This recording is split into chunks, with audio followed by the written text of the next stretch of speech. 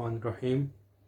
हम आपकी खिदमत में अल्लामा इकबाल के अशार भी गाहे बगाहे कुछ नज़में शरह के साथ शेयर करते रहेंगे इंशाअल्लाह। आज ये इस सिलसिले की दूसरी वीडियो है जो अल्लामा इकबाल की किताब ज़रब कलीम, जिसका एक मुख्तसर सा तारुफ में जो पहली वीडियो है उसमें करवा चुका हूँ। उसकी एक इब्तदाई नज़मों में से एक नज़म है ला इलाहा इल्लल्लाह। इस मौजू के ऊपर ये नज़म है। आइए आज आपकी खिदमत में हम इस नज़म को पेश करते हैं और इसे मुख्तसर शरह के साथ समझने की कोशिश करते हैं ताकि हमें पता चल सके कि आज 2021 है और 1930s में ऑलमोस्ट 90 ईयर्स गुजर चुके हैं, लेकिन 90 ईयर्स पहले इकबाल ने क्या जो इलाज है वो तजवीज़ किया और आया आज वो हम आज भी उसे समझ सके हैं या नहीं समझ सके। क्योंकि इकबाल हमारे मुल्क में पैदा हुए, हमारी ज़बान में उन्होंने हमें पैगाम दिया, लेकिन हम किस हद तक उससे आशना हैं, जबकि दूसरे ममालिक जो ना उर्दू ज़बान जानते हैं ना इकबाल उनके मुल्क में पैदा हुए, बल्कि उन्होंने इकबालियात को बहुत ज़्यादा अहमियत दी और वो आगे निकल गए हैं। मसलन ईरानी कौम है, रहबर मौज़म है, वो इकबाल को बहुत ज़्यादा पसंद करते हैं। इकबाल के कुल्लियात फ़ारसी भी ईरान से शाया होते हैं। रहबर मौज़म अक्सर इकबाल के फ़ारसी अशार को ज़ुबानी लोगों को सुनाते भी हैं पढ़कर। तो ये हमें आज देखने की ज़रूरत है कि हम किस हद तक आशना हैं अपनी इस हस्ती के साथ। चुनांचे ये ला इलाहा इल्लल्लाह, ये पेज 27 पे नज़म है इकबाल की ज़रब कलीम। ला इलाहा इल्लल्लाह इस नज़म का नाम है। इकबाल इसमें कहते हैं खुदी का सिर्र नहा ला इलाहा इल्लल्लाह, खुदी है तेग फसा ला इलाहा इल्लल्लाह। इकबाल कहते हैं कि खुदी का जो बुनियाद है खुदी की वो ला इलाहा इल्लल्लाह है। अब इस ज़हन में रखिए कि खुदी ये इकबाल की बहुत अहम इस्तिलाह है जो इकबाल ने जगह जगह पर बयान की है। खुदी का अगर हम मुख्तसर सा तर्जुमा करें तो ये इसका इंग्लिश में मतलब बनेगा सेल्फ, यानी कि मैं। मतलब मैं ये काम करता हूँ, मैं ये करूँगा। तो ये जो मैं है, यानी मैं अपनी ज़ात की जानिब जो निस्बत देता हूँ जिस चीज़ को, इसको खुदी कहा जाता है। इकबाल की नज़र में खुदी से मुराद ये कि इंसान अपने अंदर मौजूद जो अपना मुकाम व मर्तबा है, अपना नूरी वजूद, उसको पहचाने, अपने मुकाम व मर्तबे को पहचाने और अपनी दुनिया में अपना मुकाम पैदा करे। अब खुदी का एक दूसरा मतलब है वो तकब्बर में आता है, जो सूफिया की इस्तिलाह में है। इसीलिए जिस वक्त इकबाल ने इसरार खुदी अपनी नज़म लिखी मशहूर, तो 1915 से लेकर 1920 तक बरसग़ीर में सूफिया ने बड़ी कसरत से उधम मचाया और शोर मचाया कि इकबाल मुसलमानों को मगरूर बनाना चाहते हैं, इसलिए वो खुदी का लफ्ज़ इस्तेमाल करते हैं। लेकिन खैर इकबाल ने बाद में उसको बताया भी कि इकबाल किन मानों में खुदी मुराद देते हैं। बहरहाल खुदी इकबाल का अहम तरीन फ़लसफ़ा है कि इंसान दुनिया में अपनी ज़ात को पहचानते हुए अपना नाम पैदा करे और अपना मुकाम दुनिया में बनाए। इकबाल कहते हैं कि खुदी का सिर नहा ला इलाहा इल्लल्लाह। इकबाल कहते हैं कि खुदी की जो बुनियाद है वो ला इलाहा इल्लल्लाह है। खुदी है तेग। इकबाल कहते हैं अगर हम खुदी को तेग यानी तलवार से निस्बत दें तो क्या है, फसा ला इलाहा इल्लल्लाह। फसा इसका मतलब है पत्थर को जो तेज़ करने वाली चीज़ है। यानी इकबाल कहते हैं कि अगर हम खुदी को तलवार से मिसाल दें तो जिस तरह तलवार जब तक तेज़ ना हो, धार वाली ना हो, उस वक्त तक तलवार का कोई फ़ायदा नहीं। इसी तरह इकबाल कहते हैं कि जब तक इंसान तौहीदी नहीं होगा, खुदी नहीं होगी, तब तक वो खुदी किसी फ़ायदे की नहीं होगी, जब तक उसमें ला इलाहा इल्लल्लाह यानी इसमें तौहीद ना हो।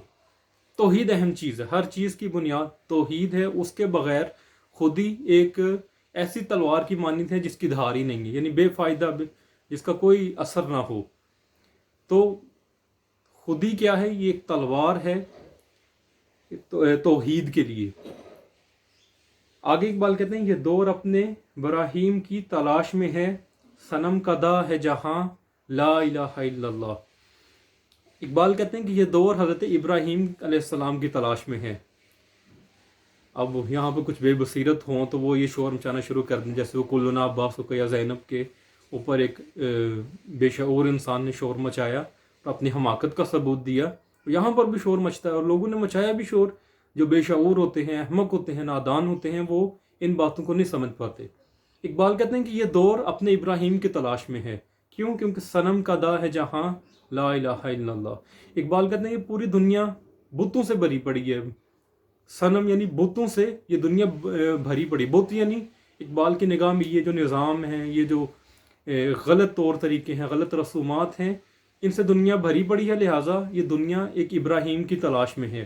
ابراہیم ہم جانتے ہیں کہ اکیلے تھے اپنے دور میں، حضرت ابراہیم علیہ السلام اکیلے ہو کر انہوں نے نمرودوں سے، انہوں نے اپنے قریبیوں سے، انہوں نے اپنے دور والوں سے، سب سے انہوں نے اعلان جنگ کیا توحید کی خاطر، تنہا ہوتے ہوئے۔ اقبال بھی کہتے ہیں کہ یہ دنیا ابراہیم کی تلاش میں ہے، جو تنہا آواز اٹھائے ان سارے فرعونوں، نمرودوں اور ان توحید کے مخالفوں کے خلاف جنہوں نے غلط نظام اور رسومات بنائے ہوئے ہیں۔ آگے کہتے ہیں کیا ہے تو نے متاع غرور کا سودا، فریب سود و زیاں لا الہ الا اللہ۔ اقبال کہتے ہیں کہ تو نے اس دنیا کا سودا کیا ہے، متاع غرور۔ متاع غرور یہ عربی کی اصطلاح ہے، آیت بھی ہے قرآن میں، وَمَا الْحَيَاةُ الدُّنْيَا إِلَّا مَتَاعُ الْغُرُورِ، سورہ حدید کی آیت نمبر 21 ہے، جس میں اللہ تعالیٰ فرماتا ہے کہ دنیا کی زندگی تو محض ایک سامان فریب ہے، متاع الغرور یعنی فریب۔ یعنی اقبال کہتے ہیں کہ تو نے یہ دنیا خرید لی ہے اور یہ دھوکے کا سودا کیا ہے تو نے۔ مثلا تو ڈرتا ہے حق بات کہنے سے کہ دنیا ناراض ہو جائے گی، فلاں ناراض ہو جائے گا، اگر میں نے حق کا کلمہ نہ پڑھا تو دنیا ناراض ہو جائے گی۔ اقبال کہتے ہیں فریب سود و زیاں، یہ سب فریب ہے، بے سود ہے، کوئی فائدہ، دھوکے کا سودا تو نے کیا ہے۔ کیوں؟ کیونکہ اصل کیا ہے؟ لا الہ الا اللہ۔ آگے کہتے ہیں یہ مال و دولت دنیا یہ رشتہ و پیوند بتان وہم و گماں لا الہ الا اللہ۔ اقبال کہتے ہیں یہ مال و دولت، یہ دنیا، یہ رشتہ داریاں، یہ گرہیں جن کی وجہ سے انسان حق بیانی نہیں کر سکتا، انسان توحید سے پیچھے ہٹ جاتا ہے، انسان سچ نہیں کہہ سکتا، انسان کلمہ توحید لا الہ نہیں بلند کر سکتا، انہی مال و دولت اور دنیا کے سودوں کی وجہ سے۔ اقبال کہتے ہیں بتان وہم و گمان، کہتے ہیں یہ بھی تمہارے وہم و گمان۔ وہم و گمان کیا چیز ہوتی ہے؟ جو حقیقت نہ ہو۔ اقبال کہتے ہیں یہ حقیقت ہی نہیں ہے، اصل نہیں ہے یہ، کیوں؟ کیونکہ تو نے دھوکے، وہم و گمان، تو وہم میں ہے، وہم میں مبتلا ہے، دنیا کے پیچھے اللہ کو چھوڑ کر وہم و گمان ہے سب، کیونکہ اصل کیا تھی؟ لا الہ الا اللہ۔ آگے اقبال کہتے ہیں خرد ہوئی ہے زمان و مکان کی زناری، نہ ہے زمان و مکان لا الہ الا اللہ۔ اقبال کہتے ہیں یہ زمانہ پرست یہ کس بحث میں ملجھے ہوئے ہیں؟ زمان و مکان کی بحث میں۔ یہ زمان و مکان جسے انگلش میں ٹائم اینڈ اسپیس کہا جاتا ہے، یہ بڑی گزشتہ 100 سال سے سائنٹسٹ اور علماء مذہبیوں کے اندر ایک بڑی بحث چل رہی ہے۔ زمان و مکان اس کو مختصر سمجھ لیجئے ٹائم اینڈ اسپیس کے، اس کا یہ مطلب ہے کہ یہ دنیا ٹائم اینڈ اسپیس کی پابند ہے، اور یہاں پر جتنے ایکسپیریمنٹس ہو رہے ہیں، معاملات ہو رہے ہیں، وہ سب ٹائم اینڈ اسپیس کے پابند ہیں۔ اس کو اگر آپ زیادہ، کیونکہ بہت گہرا موضوع ہے یہ، اس کو اگر آپ سمجھنا چاہیں تو معراج کی مثال ہے۔ مثلا یہ ہم کہتے ہیں کہ رسول اللہ معراج پر گئے، دنیا سے باہر گئے، کم ٹائم میں بہت زیادہ سفر طے کیا، تو وہ کس طرح سے تھا؟ زمان و مکان کی قید سے اگر نکلے ہیں تو آیا نوری وجود کے ساتھ یا جسمانی وجود کے ساتھ وہ سفر تھا، اور پھر کس طرح سے وہ سفر ہوا، تو وہ ٹائم اینڈ اسپیس، یہی زمان و مکان کی بحث ہے۔ اقبال کہتے ہیں کہ دنیا اس میں پھنسی ہوئی ہے، نہ ہے زمان نہ ہے مکان۔ اقبال کہتے ہیں حقیقت کچھ بھی نہیں، جبکہ حقیقت کیا ہے؟ حقیقت لا الہ الا اللہ۔ اقبال کہتے ہیں کہ اگر تم اس حقیقت کو سمجھنا چاہتے ہو، کیونکہ اقبال کی نظر میں یہ ٹائم، یہ بھی ایک دنیا کا راز ہے، باقی اشعار میں اقبال نے یہ اس کو ڈسکس کیا ہوا ہے کہ یہ راز ہیں، ان رازوں کو سمجھنے کے لیے انسان اپنا مقام پیدا کرے، خود ہی پیدا کرے، وہ کس طرح ہوگی؟ لا الہ الا اللہ سے۔ سیکنڈ لاسٹ شعر میں اقبال کہتے ہیں یہ نغمہ فصل گل و لالا کا نہیں پابند، بہار ہو کے خزاں لا الہ الا اللہ۔ اقبال کہتے ہیں کہ یہ نغمے عموماً چونکہ بہار میں گائے جاتے ہیں، اقبال کہتے ہیں کہ یہ توحید کا جو نغمہ ہے یہ کسی موسم کا پابند نہیں ہے کہ چاہے بہار ہو چاہے خزاں ہو۔ اقبال کہتے ہیں میں ہر موسم میں ہر وقت یہ کلمہ پڑھوں گا، حق بیان کروں گا، چاہے موسم آسان ہو بہار یا خزاں، یعنی کہ چاہے سخت موسم ہو، سخت موسم میں بھی اقبال کہتے ہیں حق بات میں کروں گا۔